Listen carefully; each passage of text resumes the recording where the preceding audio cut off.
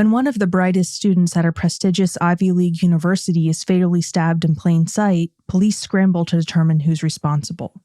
In a campus full of brilliant minds, one outsmarts all the rest, literally getting away with murder in this episode of Last Seen Alive.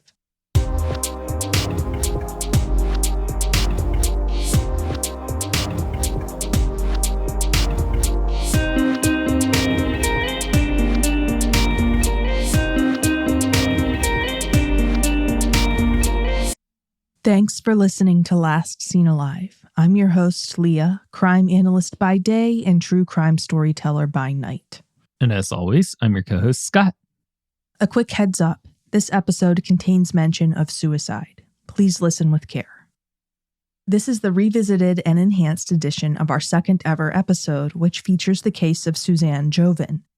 The original edition was recorded in 2019, and we've revisited and re-recorded an episode on her case in 2025. As I'm sure those of you who've been listening since the early days of Last Seen Alive have noticed, our production and audio quality have improved significantly over the years.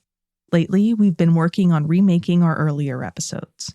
When we originally recorded them, we were doing the best we knew how at the time. However, our best wasn't the best, and we've learned a lot since then.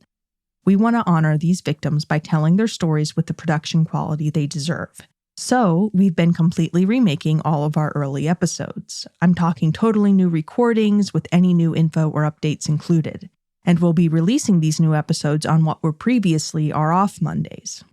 So, that means there will be an episode of Last Seen Alive airing every single Monday. It'll alternate between totally new cases we've never covered before, as usual, and revisited and remade episodes on the Mondays in between.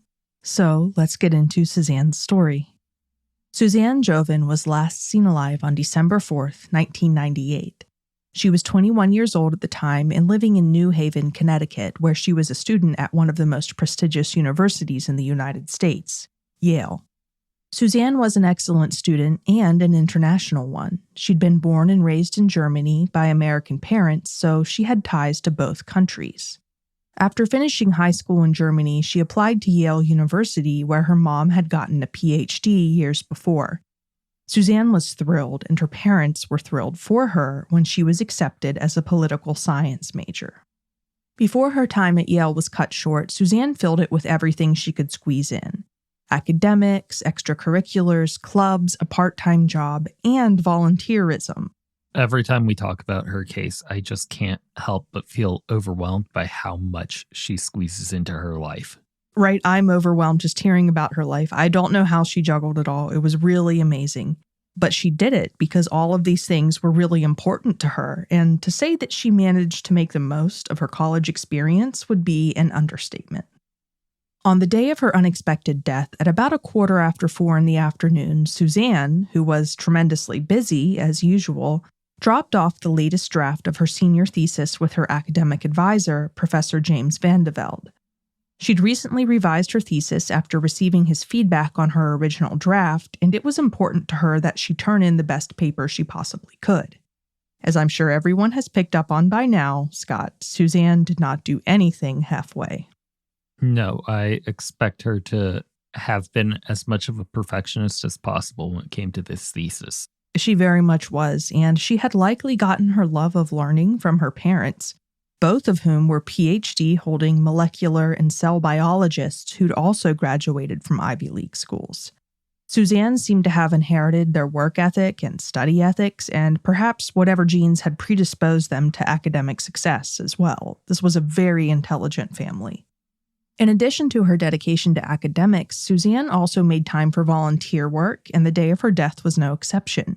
After turning in her final thesis draft, Suzanne set out for a pizza party that she'd helped organize at nearby Trinity Lutheran Church. The party was for the local chapter of a nonprofit organization called Best Buddies.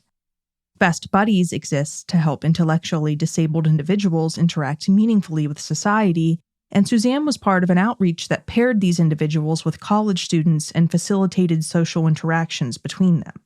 Suzanne had her own best buddy, an intellectually disabled man named Lee, who she often took on outings and spoke with on the phone, sometimes for hours at a time, despite her busy schedule.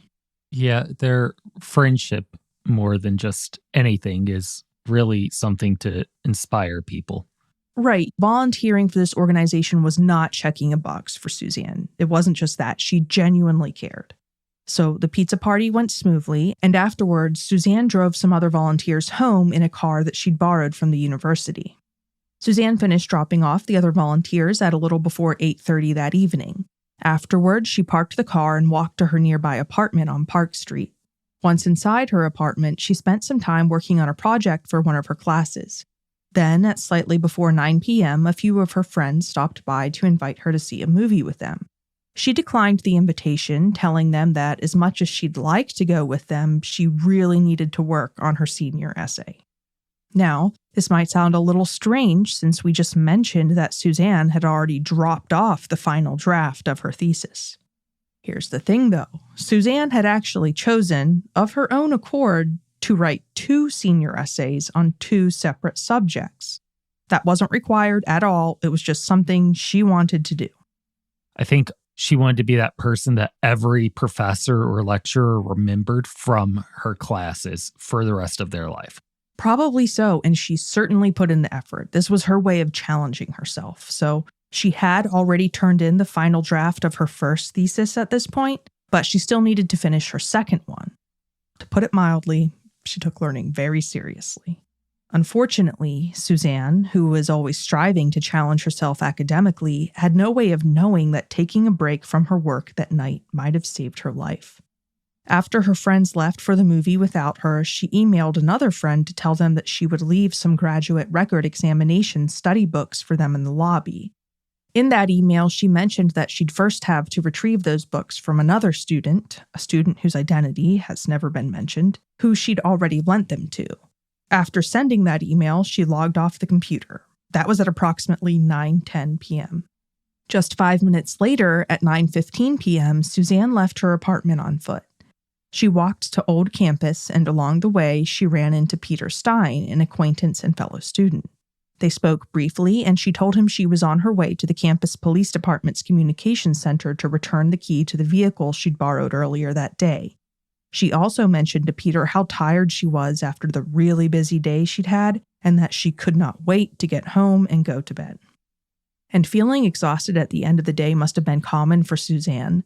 Her dedication to her studies and her volunteerism with best buddies were just the tip of the iceberg when it came to her commitments. She also sang in a choir, volunteered as a tutor to elementary school kids, and had co-founded Yale's German Club, in which she remained an active participant.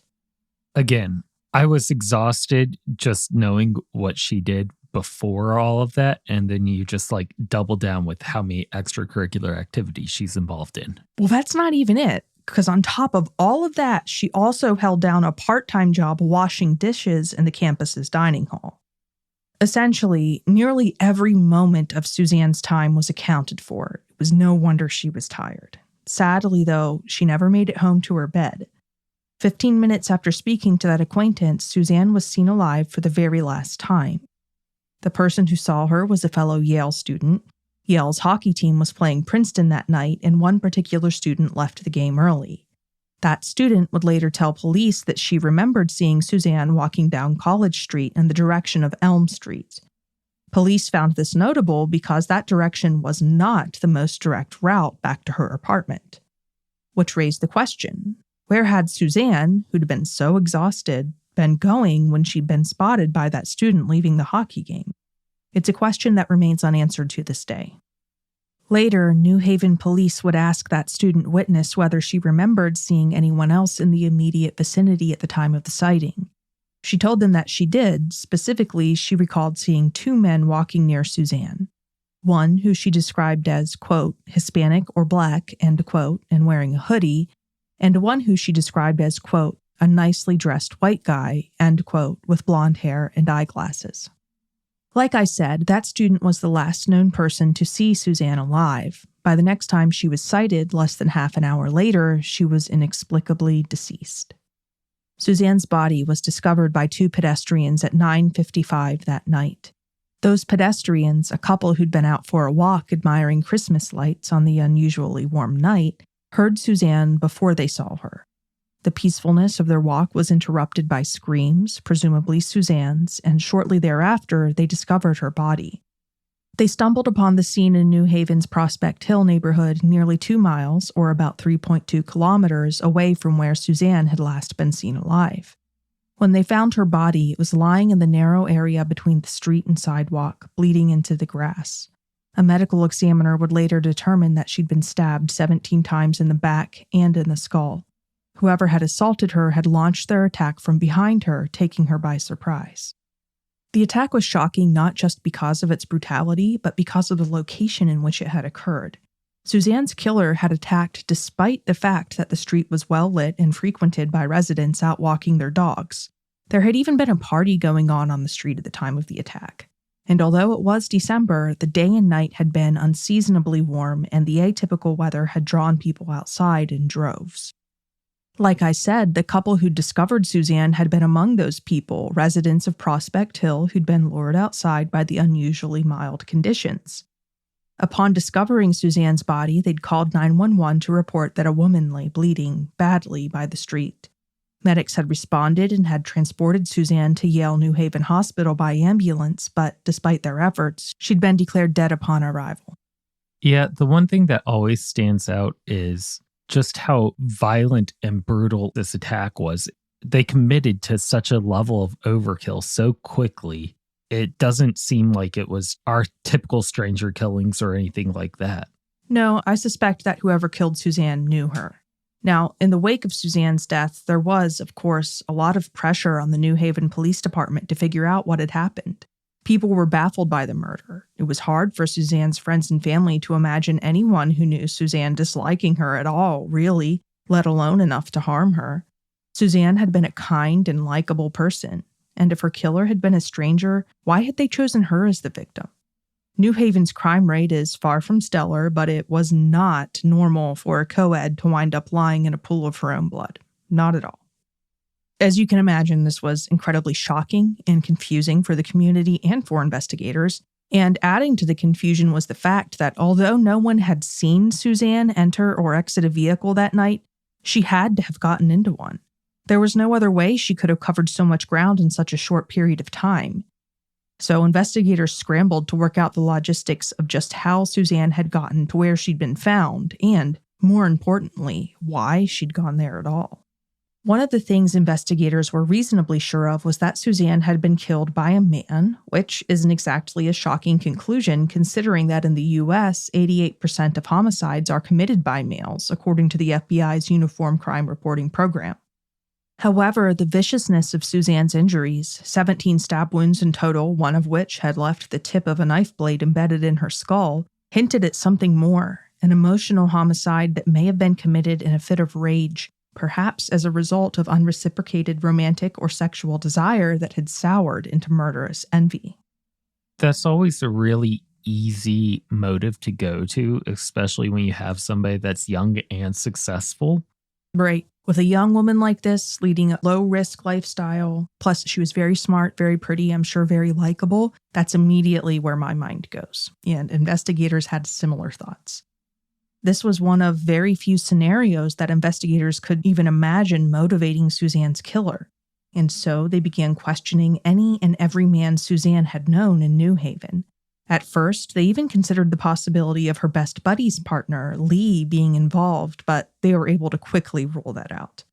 Friends, classmates, and an ex-boyfriend of Suzanne's were all questioned by investigators, and then, in January, the month following Suzanne's murder, the police publicly named a suspect who absolutely no one had expected. More on that next. And now, back to Suzanne's story. Approximately a month after Suzanne was brutally and fatally stabbed in the street, the New Haven police announced that they had a suspect in her killing. They even named that suspect, sending a shockwave throughout Yale campus and the community at large. Scott, remember how Suzanne had turned in that final copy of her senior thesis on the day of her death? The first senior thesis, that is? Oh, I know exactly where this is going. Right. Well, as you may recall, the professor she submitted that essay to was Professor James Van de Velde. He was a popular professor of political science, one who'd graduated from Yale himself, and afterward had worked for the State Department, the U.S. Naval Intelligence Reserves, and the Pentagon before settling on teaching. Honestly, he has earned his position. Right. It's not surprising that he taught at Yale, and his specialty was anti-terrorism, and he'd been a natural choice of thesis advisor for Suzanne, who had written one of her senior theses on Osama bin Laden. At the time, Osama bin Laden had not yet become a household name, so that had been a very niche choice of essay subject at the time. Way to call it on her part.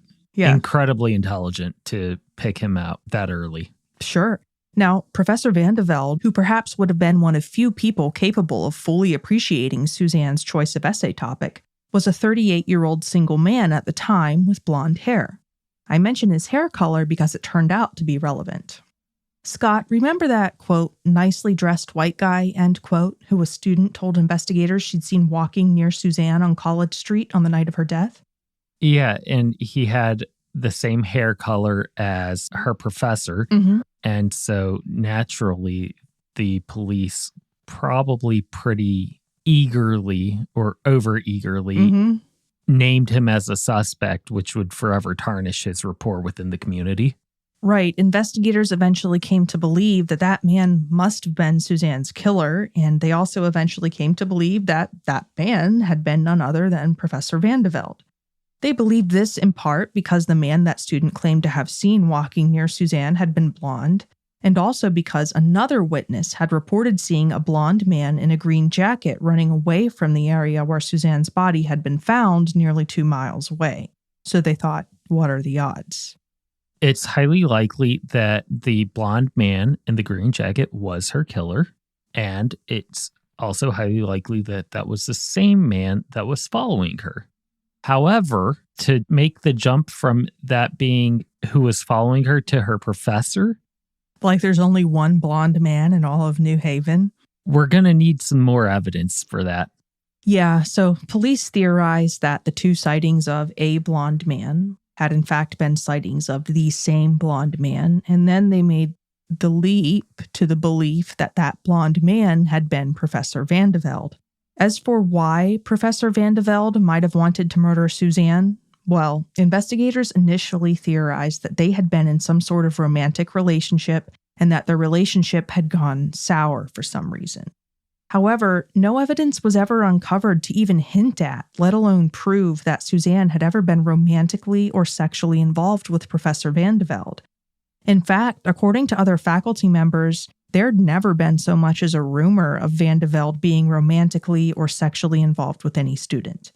He was considered a very by-the-book guy who took the school's policies seriously, and becoming intimately involved with a student would have violated those policies. I've worked at a number of different universities, and I was shocked when the latest one that I did didn't have a policy against that because it's pretty standard across the board. It sets bad optics for faculty to be engaging in any kind of relationship that is not strictly academic with any kind of student body. Right, I totally agree. And as far as any and all evidence indicates, Suzanne and Professor Van de Velde's relationship had never been anything more than that of a student and teacher. Van de Velde, though, a single man without a partner at the time, or children, or any roommates even, claimed, when questioned by investigators, to have been home on the night of Suzanne's murder. And this alibi, however honest it may have been, didn't do him any favors. The very nature of his alibi meant that there was no one to back up his claim, and so the shaky foundation for investigators' suspicion was laid. Naturally, I would be more suspicious of him, but as we mentioned earlier, this isn't the first time that we've covered this case, and it's always stuck out as, yes, there is reason to question his alibi, but there's not enough there for me to put any faith in this accusation on the police. It seems haphazard on their part. It is. And look, I totally get it. When you're investigating a case and you think you may have found the suspect, it's really easy to get really excited and get a case of blinders on. It's like a dog smelling a hot pan of bacon. But it's not always accurate. You sometimes find people, and it's happened to me many times, people who you think, oh, this person meets all the criteria. They could really be the suspect, and they're not. Which is why you don't go do a press conference where you ruin somebody's life announcing that they're a suspect when you don't have any real evidence. Yeah. Had he been just a person of interest and they just make a small, we have some persons of interest and maybe it comes out that it's him, maybe it doesn't. I mean, he makes sense as a person of interest. Sure. He's a single male in her life that doesn't have an alibi that's easily corroborated. Totally. And, I've sometimes heard the phrase, I don't believe in coincidences. Well, guess what? I do. Because if you're investigating something and you think to yourself, what are the odds? Keep in mind, the odds are probably higher than you think. Now, at the time, Van de Velde staunchly denied having played any role whatsoever in Suzanne's murder. He also cooperated fully with investigative efforts, participating in voluntary interviews with detectives and agreeing to allow police to search his vehicle. He even offered to undergo blood testing and a polygraph test. According to Vanity Fair magazine, police never took him up on his offers for a blood test and polygraph. The point is, though, that he offered. He was seemingly willing to do anything that might aid the investigation. Investigators also never arrested or charged Van de Velde with Suzanne's murder, but the fallout from being the sole publicly named suspect in her murder was devastating nonetheless. His spring classes were canceled because the school claimed his presence would be too much of a distraction for students, and whenever he stepped outside of his home, people gawked at him like he was a murder suspect. Now, despite these facts, or lack thereof, there was one particular piece of Van de Velde's past that likely fueled investigators' interest in him. An ex-girlfriend of his had once accused him of stalking her after their relationship had ended.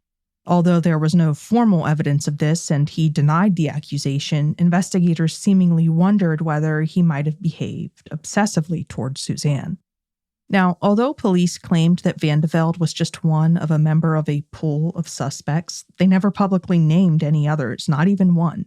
And so all the attention and suspicion surrounding Suzanne's death was directed almost exclusively at Van de Velde. It pretty much ruined years of his life. Later, the New Haven Register would interview Andy Rosenwig, a former New York Police Department lieutenant and former chief investigator of the Manhattan District Attorney's Office, who they'd consulted regarding this case. And he told them that in his expert opinion, the investigation had been, quote, plagued from the earliest days by investigators and prosecutors totally and wrongfully invested in only one theory, end quote. So it's not sounding like they had a large pool of suspects. They said that, but they never backed it up with any names. Regarding Professor Van de Velde, Suzanne's friends told police that initially Suzanne had been really impressed by him, as virtually all of his students were, and that he'd seemed to be impressed with her as a student, too. However, they also said that during the course of Suzanne's final semester, the professor's charm had grown thin, at least for Suzanne. Although he'd written her a glowing letter of recommendation for grad school, she felt that he'd been paying less attention to her and wasn't providing the level of guidance she'd expected to receive when it came to her senior thesis on terrorism. Suzanne's parents told police that she'd also complained about this to them, but Van de Velde and those who knew him claimed she'd never expressed any of these concerns to him directly. Apparently, they were something she'd only vented to her family and friends about. When you're a college student, what professor don't you vent about? Right, that's normal behavior for a college student. And Scott, even if Suzanne had complained to Van de Velde directly, it's difficult for me to imagine that those complaints would have made him super upset. I mean, all professors get complained on by students. That just comes with the job. As I mentioned before, the suspicions expressed against Van de Velde by police took a harsh toll on him personally and professionally, but they never went anywhere in a legal sense, presumably because investigators were unable to locate evidence to back up Van de Velde's theorized involvement. Which raises the question, if Professor Van de Velde didn't kill Suzanne, who did? There are a couple of popular theories circulating amongst the public. One theory, and I'm going to preface this by saying that I personally think it's utterly bizarre, is that Suzanne was the victim of an assassination facilitated by the highest levels of American government. I'd actually forgotten all about this theory. I considered cutting it out of the episode, but I was like, no. I was like, the internet wants to talk about this. I'm going to briefly acknowledge it and tell you why it's wrong. It's so absurd. Allow me to elaborate. Some conspiracy theorists believe that Van de Velde, with his significant background in intelligence, was trying to expose sensitive information to the public by using Suzanne for some bizarre reason as a sort of conduit. So, a small minority of chronically online people believe that Van de Velde was helping Suzanne to incorporate this sensitive information into her senior thesis, and that some federal intelligence agency put a hit out on Suzanne in order to keep their secrets under wraps. I have a feeling you're probably about to go to the same places. How would that stop the leak from happening if you don't take out the source?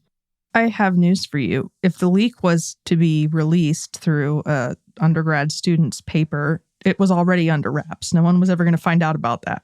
Well, I meant, why not take out Van de Velde himself? Yes, that's one of many questions. So, you remember how Suzanne's thesis, one of them, was about Osama bin Laden? Yes. Well, like I said, he wasn't yet a well-known figure at the time. Suzanne's murder took place in 1998, which was a couple years before the infamous 9/11 terrorist attacks that resulted in bin Laden becoming a household name. Anyway, according to this admittedly wild theory, Van de Velde was, for some reason, attempting to launch little-known information about bin Laden into the public consciousness. And again, according to this theory, he chose to do this by helping an undergrad college student write a thesis paper about him. That only he would read. Yes. It's one of the goofiest crime theories I've ever heard because, allow me to assure you, if there was one format in which one could publish government secrets, no matter how interesting, and still virtually guarantee that no one would ever read them, that format would be an undergrad college essay. So the only people who read those essays are the faculty who are paid to do so. Even if Suzanne's thesis had contained government secrets leaked by a rogue intelligence agent, the chances of those secrets making the leap from her essay to the consciousness of the general public were incredibly slim. It's not like her essay was going to be published in the New York Times. Moving on to a theory more firmly grounded in reality, there's another suspect in Suzanne's murder, at least in the public mind. He's usually called Billy, although that's not his real name. Billy was a grad student at Yale while Suzanne was in her senior year, and some people speculate that although she and Billy were never romantically involved or even friends, he may have killed her. In 2012, more than a decade after Suzanne's death, a group of New Haven citizens banded together to present law enforcement with this theory. Billy is often described as mentally disturbed, and he did suffer from a mental illness. But before I go any further, I want to clarify. In general, suffering from a mental illness does not make someone more likely to commit a violent crime. In fact, statistically speaking, mentally ill individuals are 10 times more likely to be the victim of a crime than they are to perpetrate one. With that said, yes, Billy was what you could reasonably call disturbed. He had an established history of psychiatric illness, which some close to him reported was not always well managed, as well as a history of inappropriate behavior, especially when it came to women. According to the New Haven Register, Billy was prone to rage whenever he felt rejected and once screamed at a woman who declined his offer to dance during a salsa class, yelling, quote, "What's wrong with me?" end quote. He was also reported to have had serious trouble dealing with women at work or even being in the same room with women. At the same time, when it came to women, he was, quote, "drawn to them," end quote, according to a friend of his. So this was a volatile combination, as you can imagine. Very toxic situation. I could definitely see why the citizens of New Haven banded together and presented this theory. Definitely. So they wondered, could this apparent pattern of infatuation with and rage at women have potentially driven Billy to murder a woman, perhaps Suzanne? She'd been intelligent, ambitious, and pretty, definitely noticeable on campus. Is it possible that she might have attracted Billy's notice and that he might have fixed his attention on her? Some think so. I mean, so far, this is a stronger theory than her professor. Definitely. And for the record, Billy was known to own and frequently wear a green jacket, although, of course, the same can be said for many people. And yes, he is said to have borne a resemblance to the man depicted in the suspect sketch that police had made based on the recollection of the witness who'd reportedly seen a blonde man in a green jacket running from the direction of the crime scene on the night of Suzanne's murder. So anyway, Scott, remember how Suzanne was planning to lend some books to another student on the night of her death? The theory is that it was potentially Billy? Right. And it's just speculation, to be clear, but some people have theorized, what if Billy had been the unnamed student who she'd lent those books to, the one she had to go and get the books back from that night? And what if they had some sort of interaction that resulted, ultimately, in him murdering her? Honestly, just given what we know about his condition, I would expect the murder to have taken place in the heat of the moment. Right. It doesn't sound like somebody that would potentially kidnap her and take her into a vehicle and then murder her on the side of a ritzy neighborhood. Yeah, that's one of the big mysteries about this case is regardless of who killed her, we know she was eager to go home and get some rest. Why did she end up miles away in a different neighborhood? And why was that where she was killed? Was she abducted? Was she lured there somehow? I mean, I don't know. So there's more to this theory with Billy, though. Actually, there's a lot more. According to reporting by Randall Beach for the New Haven Register, in 2011, so 13 years after Suzanne's death, Billy showed up on a longtime friend's doorstep. He was in what his friend described as a, quote, hyper-agitated state, end quote. As soon as his friend answered the door, Billy began screaming about how angry he was with his parents. At this point in time, Billy was in his 30s and was estranged from his parents, so clearly he was living in the past here. In response, and in an effort to help, Billy's friend invited him to go on a walk. He accepted, and during that walk, Billy abruptly changed the subject, turning to his friend and saying, pretty much out of nowhere, quote, "There's something I have to tell you. I am obsessed with the murder of Suzanne Jovin," end quote. So Billy then expressed his concerns that investigators were, quote, closing in on him, end quote, and that he'd soon go to jail. He also told his friend that he feared he'd never be able to have a relationship with a woman because of his obsession with Suzanne's murder. It was that overwhelming and casting that big of a shadow over his life, or at least he thought so. Could it be exaggerated in his head? Possibly. Or sure. Could that have driven him to become this obsessed with it? It's hard to say. It's kind of a chicken or the egg situation. Now, again, this outburst occurred in 2011, and Suzanne's murder was 13 years in the past by that point. So why was he so fixated on it? Why was he so obsessed and paranoid even though more than a decade had passed? Was it because he was the one who'd killed her? It's easy to see why some have asked that question and why some still wonder about it to this day. When it comes to Billy, I'd perhaps be remiss not to mention that in 2011, the same year that he had this outburst, he was named in a police report filed by a local woman. Here's an excerpt from what an officer wrote in that report. Quote, "She stated she went on a date with Billy and it didn't work out, and he's since been calling her place of work and writing emails," end quote. The report then went on to say that Billy showed up at the police station and that the officer, quote, explained to him his behavior is creepy and the complainant does not want anything to do with him, end quote.